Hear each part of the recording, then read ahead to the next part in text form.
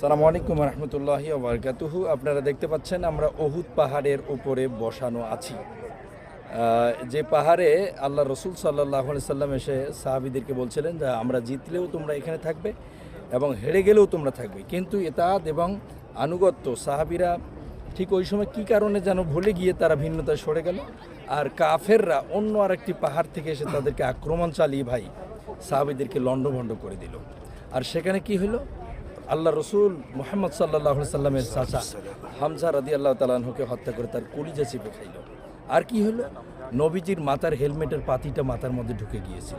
এরপরে কি হলো, নবীজি সেখানে এই জায়গায় সেন্সলেস হয়ে পড়ে গেল, অজ্ঞান হয়ে গেল। যখন কাফেরা এর চতুর্দিকে প্রচার করে বের হলো যে কুতিলা মোহাম্মদ, আমরা মোহাম্মদকে কতল করে ফেলছি। আর এই কথা যখন সাহাবা ইকরামের কানের মধ্যে চলে গেল ভাই, তখন তারা মানসিকভাবে দুর্বল হয়ে গেল। আর এই সুযোগ নিয়ে কাফেররা একেবারে মুসলমানদের অবস্থা খুবই নাজুক করে দিল। অতএব মাথায় রাখবেন, ইতাআত এবং আনুগত্য, নেতার কথা শুনতে হবে, মানতে হবে, শুনলে হবে না, মানা দরকার। অতএব এখান থেকে এই শিক্ষাটা নিয়ে যাওয়ার দরকার। আপনারা আসুন, উহুদের এই জায়গায় না আসলে পরে আপনারা বুঝবেন না। আমরা যেখানে বসা আছি পুরাটা একটা পাথর ভাই, এখানে আমরা উঠতে পারতেছি না। সেখানে তারা যুদ্ধ করে কিভাবে, মানে মাথায় আসে না ভাই। এগুলি ইমানের ব্যাপার। আসুন এগুলো দেখুন, দেখলে পরে ইমানের